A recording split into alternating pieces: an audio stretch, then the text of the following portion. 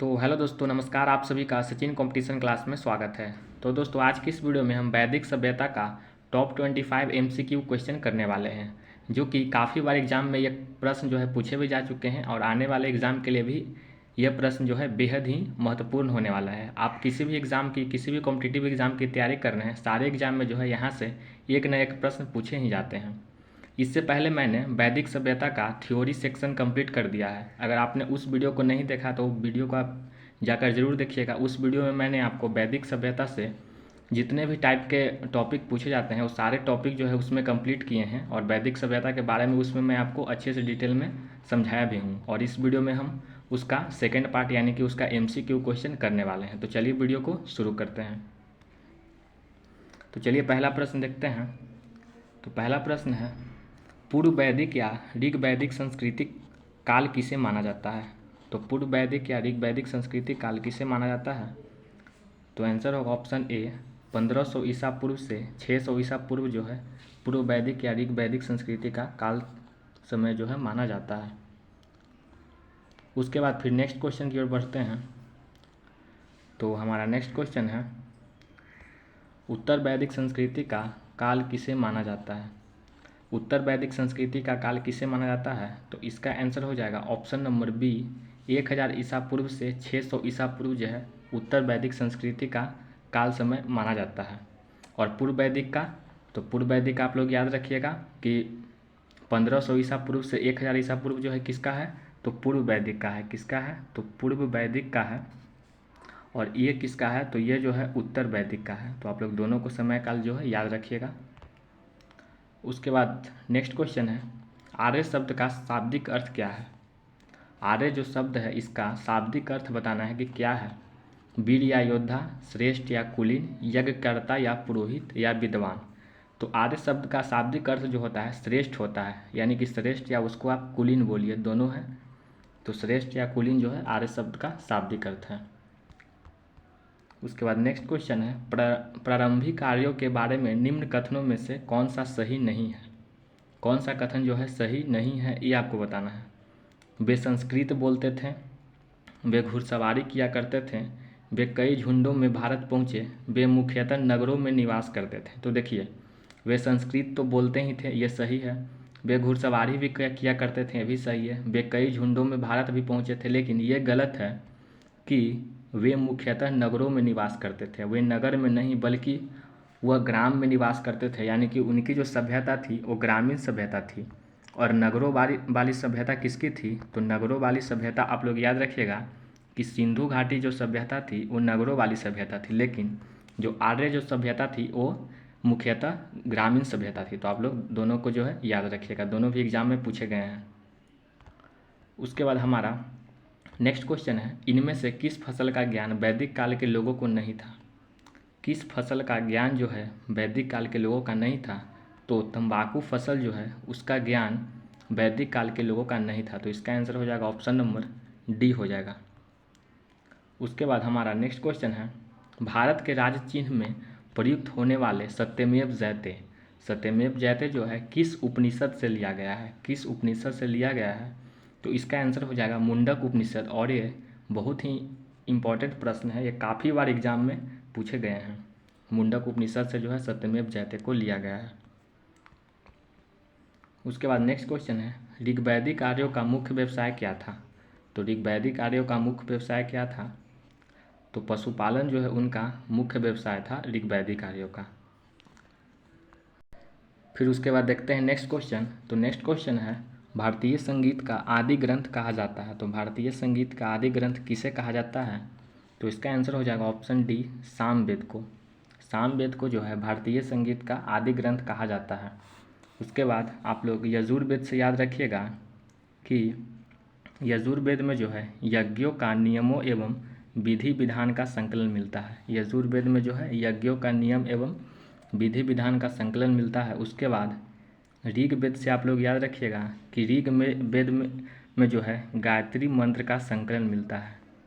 गायत्री मंत्र का संकलन जो है ऋग्वेद में मिलता है। तो आप लोग इसको भी जो है ध्यान रखिएगा। उसके बाद नेक्स्ट क्वेश्चन है, ऋग्वेद के किस मंडल में शूद्र का उल्लेख पहली बार मिला है? तो किस मंडल में जो है शूद्र का उल्लेख पहली बार मिला है? तो आप लोग याद रखिएगा कि 7वें मंडल में जो है शूद्र का उल्लेख पहली बार मिला है। उसके बाद नेक्स्ट क्वेश्चन है, पुराणों की संख्या कितनी है? पुराणों की संख्या कितनी है? तो इसका आंसर हो जाएगा ऑप्शन ए, पुराणों की संख्या जो है 18 है। पुराणों की संख्या कितनी है? तो 18 है। आप लोग इसको ध्यान रखिएगा। उसके बाद नेक्स्ट क्वेश्चन है, आर्य जो हैं भारत से आए और सर्वप्रथम कहाँ बसे? तो भारत में आए थे और सर्वप्रथम जो है कहाँ बसे थे? तो याद रखिएगा कि पंजाब में जो है सर्वप्रथम बसे थे। उसके बाद नेक्स्ट क्वेश्चन है, गायत्री मंत्र देवी सरस्वती को संबोधित किस पुस्तक में मिलता है? अभी मैंने आपको बताया कि ऋग्वेद में जो है गायत्री मंत्र का संकलन मिलता है। उसके बाद हमारा नेक्स्ट क्वेश्चन है, आरंभिक वैदिक साहित्य में सर्वाधिक वर्णित नदी है। तो सर्वाधिक वर्णित नदी कौन है, यानी कि सबसे ज़्यादा बार किस नदी का उल्लेख मिला है? तो सिंधु नदी का उल्लेख जो है सबसे अधिक बार मिला है, लेकिन सरस्वती नदी को जो है सर्वाधिक पवित्र नदी मानी जाती थी। तो आप लोग इसको भी जो है ध्यान रखिएगा। उसके बाद नेक्स्ट क्वेश्चन है, चरक संहिता नामक पुस्तक किस विषय से संबंधित है? चरक संहिता जो है आपकी चिकित्सा से संबंधित है। चरक संहिता जो है चिकित्सा से संबंधित है। उसके बाद नेक्स्ट क्वेश्चन है, यज्ञ संबंधी विधि विधानों का पता किस में चलता है? तो यजुर्वेद में जो है यज्ञ का पता चलता है। य से यजुर और य से यज्ञ, आप लोग इसको रिलेट भी कर सकते हैं। फिर चलिए उसके बाद नेक्स्ट क्वेश्चन की ओर बढ़ते हैं। वैदिक युग में प्रचलित लोकप्रिय शासन प्रणाली थी। तो वैदिक युग में प्रचलित लोकप्रिय शासन प्रणाली क्या थी? तो इसका आंसर हो जाएगा गणतंत्र। गणतंत्र प्रणाली जो थी वैदिक युग में प्रचलित थी। फिर चलिए अब नेक्स्ट क्वेश्चन की ओर बढ़ते हैं। निम्नलिखित में से कौन सा भारतीय दर्शन की आरंभिक विचारधारा है? तो भारतीय दर्शन की विचारधारा कौन सा है? तो सांख्य जो है इसका सही आंसर हो जाएगा।